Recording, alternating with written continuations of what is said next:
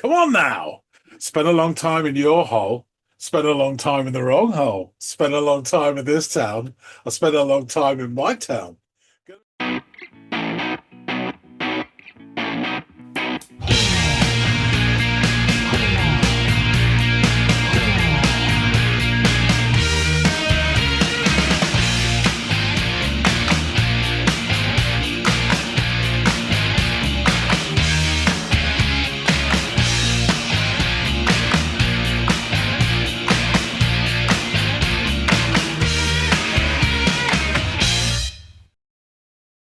Hello, all you victims of the algorithm. Welcome to Audiophiles. I am Andy, and that is John. And we here at this channel discuss music, as you've probably already guessed it from the title of the video that you've clicked on. And we're going to discuss some music. John, what band, what track are you going to have me listen to, my friend? The band is The Cult. I'm sure you're aware of The Cult.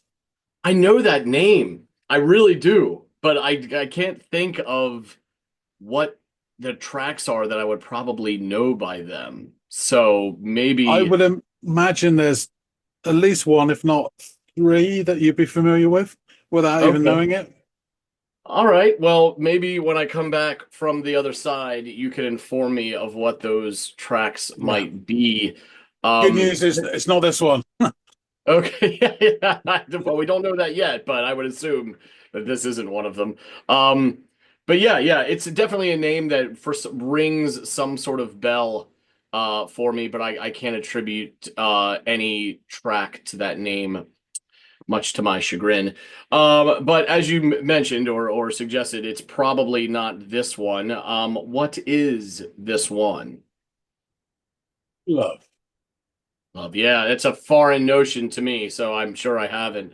Um, but I will endeavor to go off and give it a listen and come back and let you know my thoughts on this love thing that you speak of. So yeah, let me jettison off, give this thing a spin, and I will come back so we can chop it up.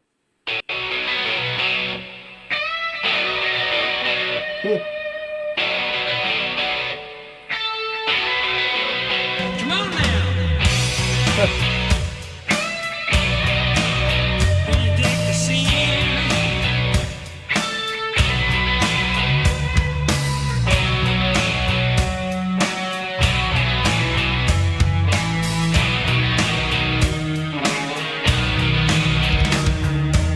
Lies, obviously, very soon.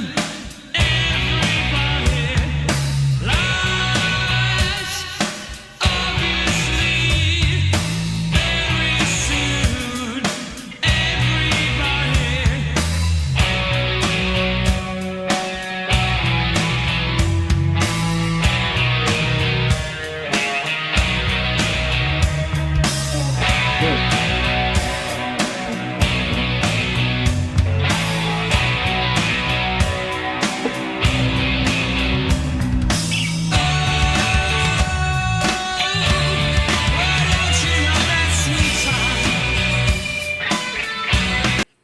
Between the higher registered like lead guitar motif and kind of the drum work in it, it screams 80s to me, which is not a bad thing. It is not a bad thing at all.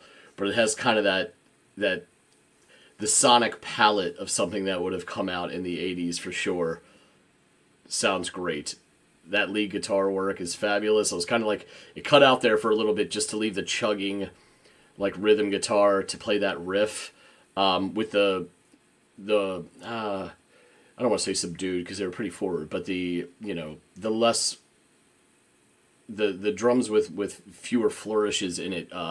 They were kind of doing that as he was singing, and even his delivery has a bit of that '80s sound to it as well.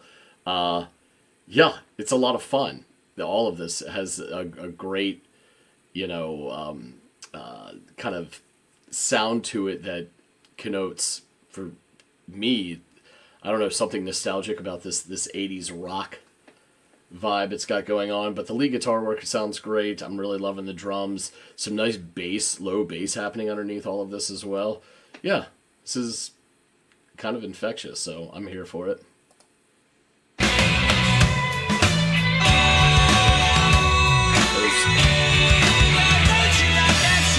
That tom work.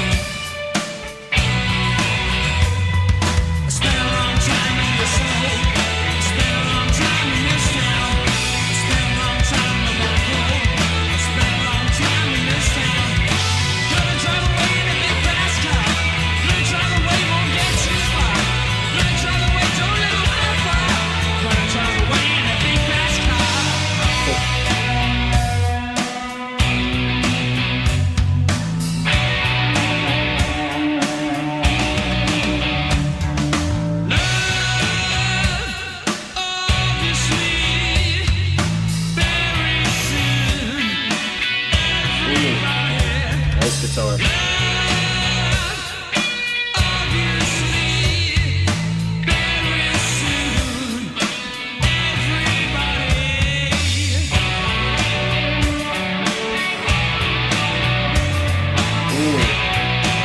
You can hear like light touches on like what sounds like the whammy bar there. It kind of gives it that echoey kind of sound at the end of each of the lead guitar lines there. Not each of them, but at certain ones you can hear that faint sound of the sort of tremolo bar being toyed with. Sounds good.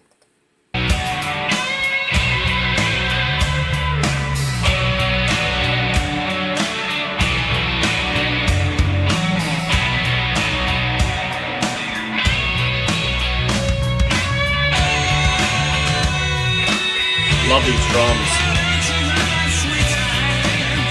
It just sounds so assertive.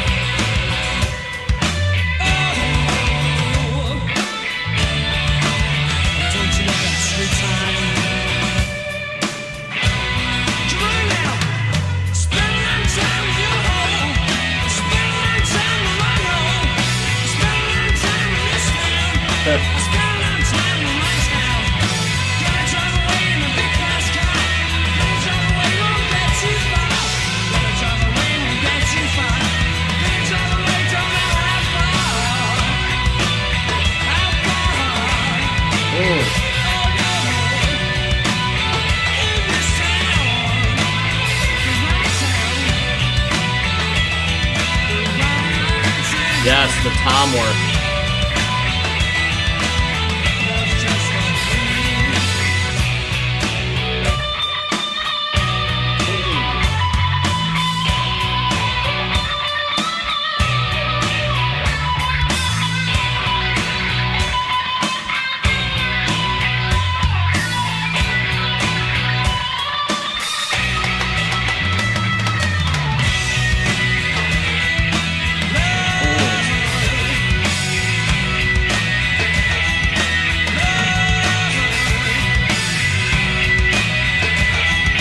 These drums.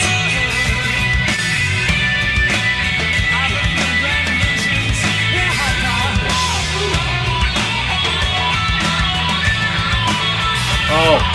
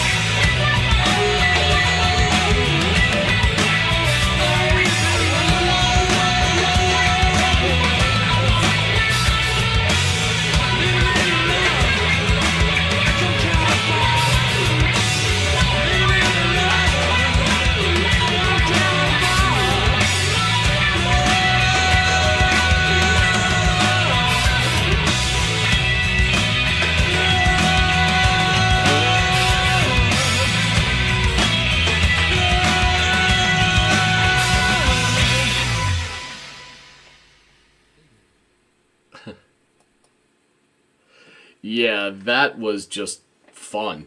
You know what I mean? That just sounded great. It had that dirty riff with this, kind of wailing and bordering on the level of kind of screeching guitar work at times. Sounded awesome.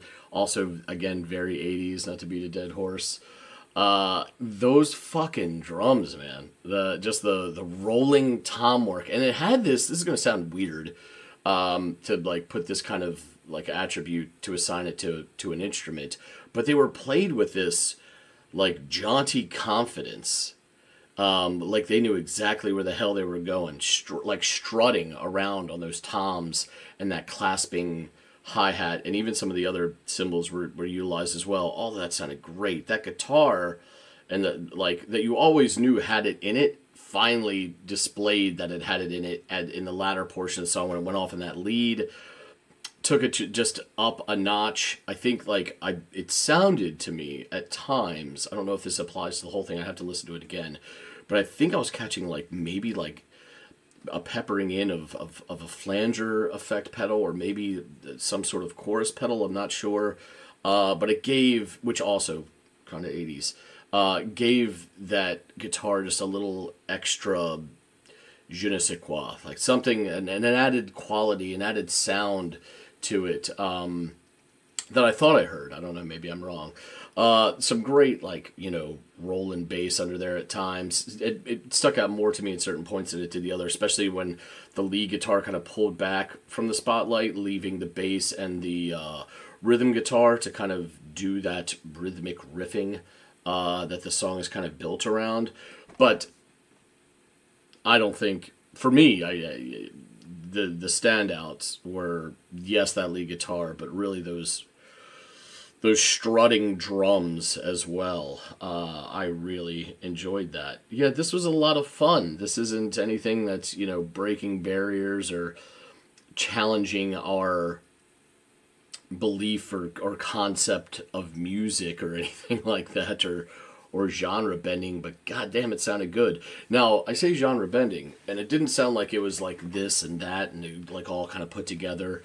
But I'm interested to hear how this would be designated from a genre aspect, because this kind of just sounds like it's bordering on kind of like 80s hair rock, or like the American version. I don't know what the closest relative of that would be, or it's British contemporary.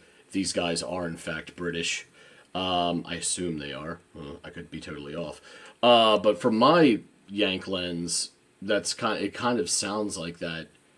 Those 80s like hard rock, glam hair rock kind of bands, which I really wasn't a huge fan of. But this is done really well. Like the guitar sounds great. The guy's got like a little in his voice. At times his voice was like almost soaring over top of this, but it had that edge, that rock and roll edge to it that is, unmistakable. Yeah, this was a really cool listen. It was very accessible and easy to follow, and yeah, you could argue that makes it somewhat predictable from a structure standpoint, not what they did within those. Like that guitar work is great. I wouldn't want to call that guitar predictable, but how it moved throughout, you could kind of pick up the pattern pretty easily, which there's nothing wrong with that. That makes it sometimes all that much easier to enjoy and ingest. So yeah, I enjoyed this song. I'd like to hear more about The Cult. God, that name sounds so familiar, but I can't put my finger on it. But yeah, interesting stuff. I caught some of the lyrics, but not many of them. And again, the lyrics were, I think, broad enough that it's really hard to pin down what they could mean, or what some greater meaning that they kind of feed into or inform. But on face value, on one listen, I enjoyed this a lot. So be interested to hear what John has to say about the band, so I better get back to him so we can chop it up. Shock Corridor, he's back. So, me a bit of sampler. You've had to listen to Love, or as they say in France, Earth, tennis score wise, by The Cult. What do you think? I think that, man, this was as interesting and kind of cool, and especially discussion thereafter. My experience was listening to Caroline and Total Euphoria. Boy, was it nice to have a little bit of a digestible palate cleansing after that, because this was very easy to take in. You know what I mean? We went from a a python trying to digest an elk to a nice rabbit. So yeah, this went down a dream. Yeah, the song begins with a dirty little guitar riff that is coupled with the sonic blast of a second guitar shooting higher registered notes over top that aforementioned riff. The singer then invites us all to come on now, which come on, it's got to be easy listening if you're going to invite us in like a giant party. So this is delivered as the drum beat drops, laying the rhythmic groundwork for the track. It's early days here, but I'm getting some serious 80s vibes from the guitar work and even the singer's kind of like snarly rock delivery in this one. It's almost to the point of being hammed up, but I love it actually. So every so often I can catch a little touch of like what sounds like whammy bar being deployed in the form of these echoey bends at the end of the guitar motif.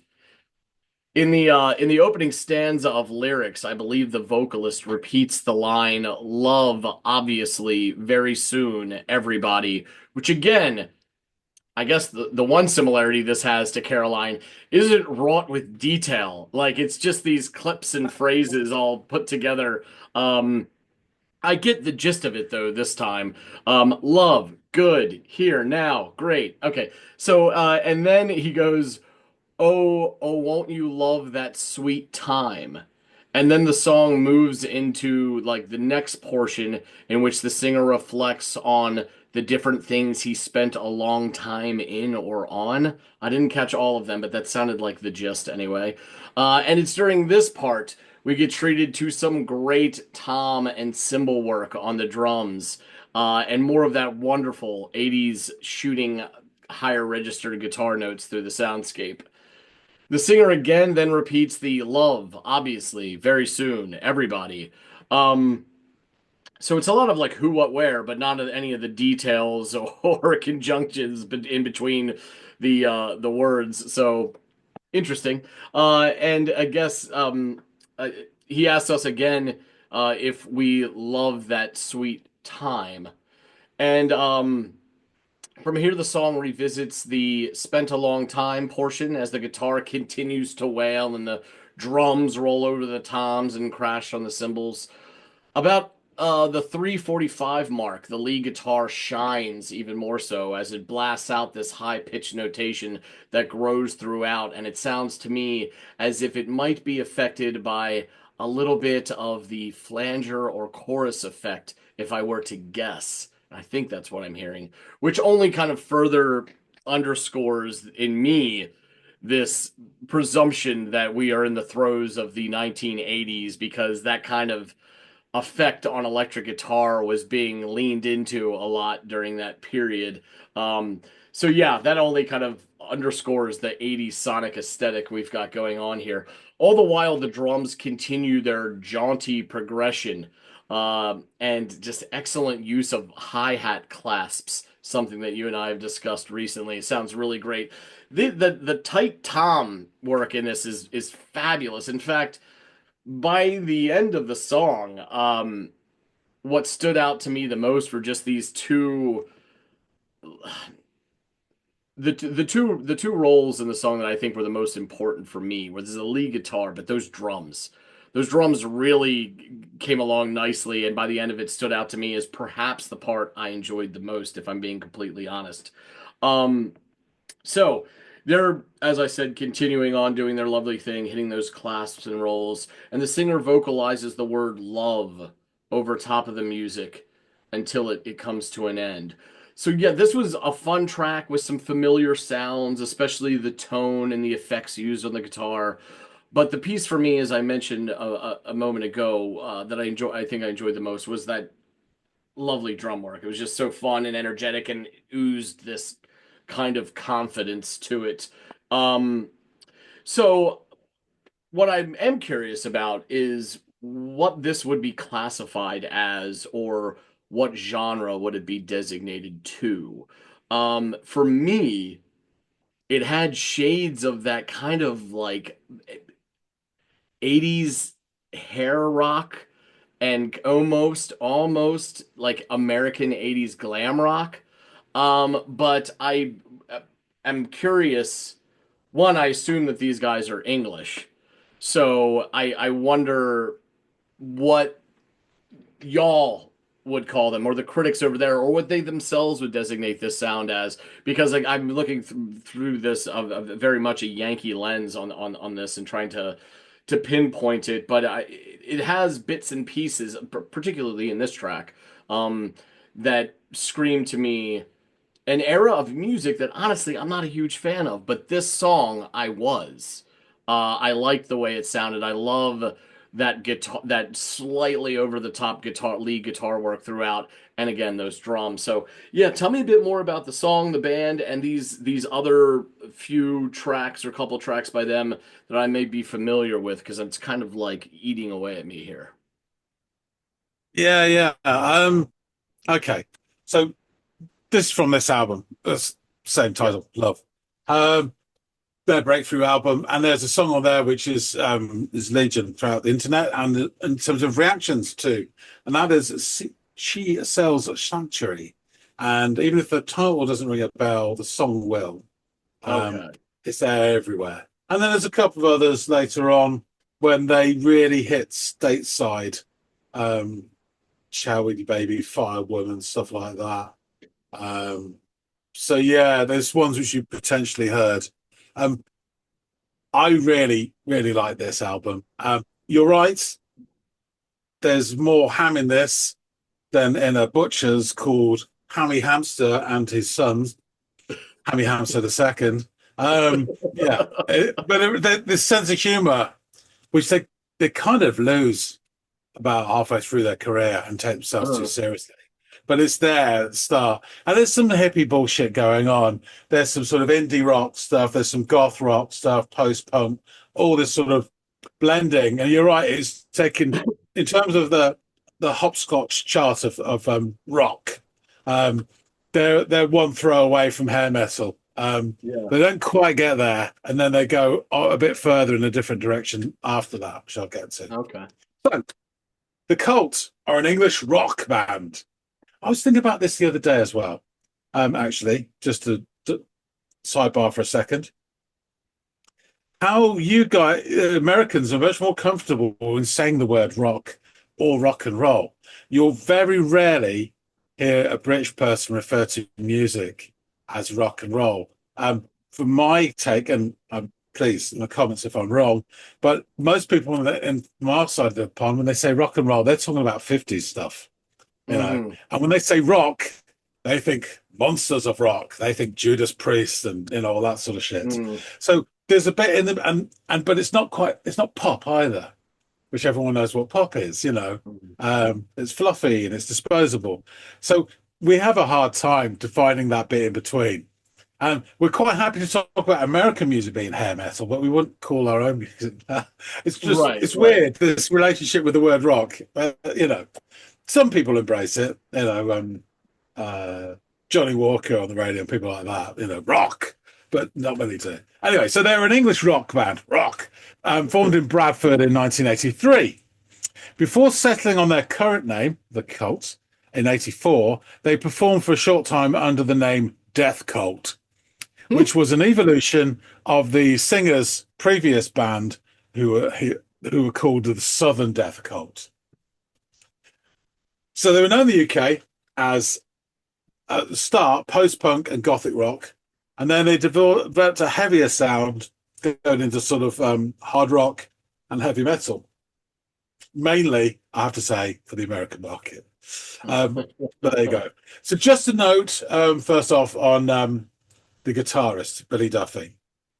He's a native of Manchester, and he started playing in a number of mainly punk bands in the late 70s while he was still at school, when it was all just Mm. like kicking off and forming. He played in a band with a certain Stephen Patrick Morrissey.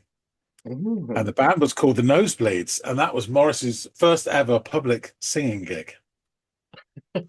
And He introduced Johnny Marr to Stevie M at a Patti Smith gig, helping form the Smiths. So he's a seminal character. And on the Colts' debut single, this is for the guitar geek in you. On their debut single, Spirit Walker, Duffy created, it says here, a distinctive flanged sound using a then unfashionable guitar, a mid-70s Gretsch White Falcon, which later became Duffy's main instrument. Mm. There you go. Means Yeah, nothing to yeah. me, but I knew you'd appreciate that. So Yeah, well, this the track, flange thing can, that take the feather off my hat and put it in my cap. That's what I called thought a I was macaroni, hearing. yes. Oh, Sorry. excellent. So this song is a title track from, as I said, their second album, Love, released in 1985. It was their commercial breakthrough. Their previous album was post-punky and a bit messy, to be honest with you. But this album, they're still seen as quite an indie band, and they had 3 top 40 singles. In particular, the aforementioned "She Sells" Sanctuary, which reached number 15 in the charts at the time, but eventually went on to become a platinum-selling single. So it did all right. Personnel: Ian Astbury, lead vocals; Billy Duffy, guitars; Jamie Stewart, bass, keyboards and strings; and Mark Brzezinski on drums. They also had a guy called Nigel Preston, who did drums on She Sells Sanctuary and a couple of other tracks on the album as well. So the album itself reached number 4 in the UK and number 88 in the Billboard 200 in America. It's got gold status, the album, in both UK and America, and double platinum in Canada. Oh, wow. The Canucks loving All it. Music says this exceptional record has actually aged better than the band's more notorious and equally important releases, the following albums, Electric and Sonic Temple. Equal parts psychedelic hard rock and new wave goth. The songs on Love emanate a bright guitar sheen, tight arrangements, crisp drumming, and a command performance from vocalist Ian Astbury.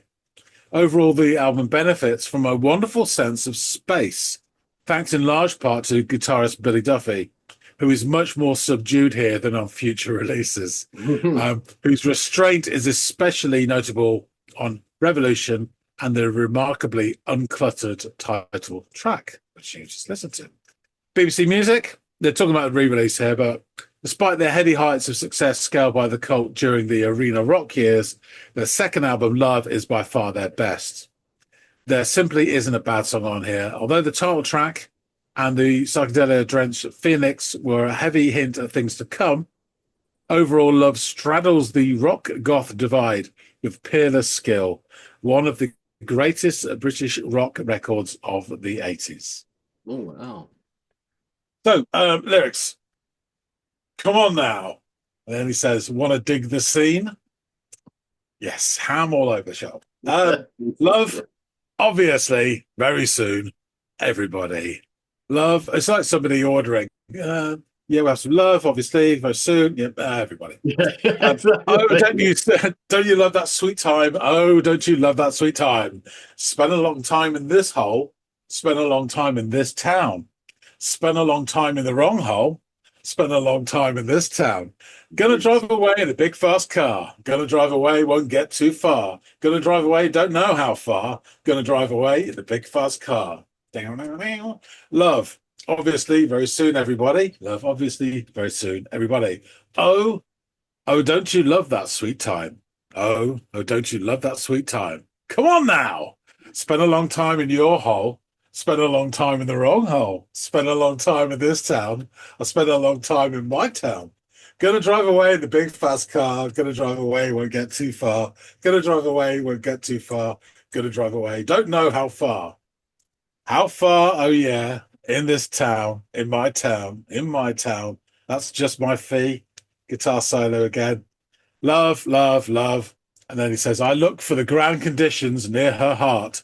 More guitar. And love. So there you go. I can't believe I got through that with a straight face. As you can hear from some of those lyrics, You almost broke a couple times. I almost broke a couple times. the sense of humor's there. Yeah, It may clearly. be sort of bawdy double entendres, but it's there. You know? It's so funny. So they followed this up with the album Electric in 1987, and a real shift in sound towards a heavier sound, taking in influences from heavy metal, glam rock, and hard rock. Yeah, yeah. It was their most commercially successful album, going double platinum in the US, and there are huge chunks of Zeppelin and AC/DC to be found within. Yeah, I can hear that. Um, the fourth album, Sonic Temple, was released in 1989, and it firmed up their hard rock stroke metal sound to the tune of multiple platinum sales status worldwide. A lot of tracks sold. They did a couple more albums after that, and the band split in 1995. At this point, Ian Astbury had disappeared up his own fundamental. He was hanging out with Native Americans, smoking peace pipe and anything else he could get his hands on. And he was never seen without a cigar in his hand, which isn't a great look for a lead singer of a rock band, because his throat got fucked. It's shredded. I was gonna say, next to eating light bulbs, that's probably one of the worst things you can do for your voice. I mean, I think he had at one point, I remember reading he had something that he thought he was somehow infected with the spirit of Jim Morrison and stuff like that. Oh, Christ. It's very much the sort of the turn on Wayne's World 2. It's kind of a bit like that. But anyway, they reformed, and then they split again, and then they reformed again. They've done another 5 studio albums since, and at present, at time of recording, they are together still. But who knows by the time this drops? So I am particularly fond of the 3 albums, this one and the next 2, and they do have different sounds. So my intention is to give you a track from the next 2 albums as well, so you can hear all 3 and see what you think. They're entertaining. They're not to be taken very seriously. And it's great fun, to be honest with you. When they did Chow Baby on Top of the Pop, no, was it Firewoman? They had all these like fireworks going off behind them on the set, and it was just like the 80s had never happened. We were back in like 1973 or something. It was hilarious and actually really fun to watch, you know. But yeah, so that is the cult for now. Cool. I look forward to hearing these. The cult will return, like James Bond. The cult will return. I'll bring the Kool-Aid. Okay, fantastic. Thanks for listening, Sandy. Thank you. Folks out there, tell us what you think. If you like this, please hit the like button. I would say, actually, this album is my favourite. I mean, there's a lot of lovely hammy stuff in the others. But, I mean, the tracks on here, there's some really, really, really decent stuff on here. This one, obviously, Rain's another great one. She says, actually, Revolution's really good. And Hollow Man's a really good song as well, actually. And the others, they're not bad. Not at all. So, yeah, please drop some comments. Tell us what you think about this track, this album. We'd love to hear from you. And if you haven't subscribed already, please do. And you could get love, obviously, very soon. Everybody. Terms and conditions apply. But that's being said, thanks again so much for watching. And we'll see all of you on the next episode of The Audiophiles. See you later, guys.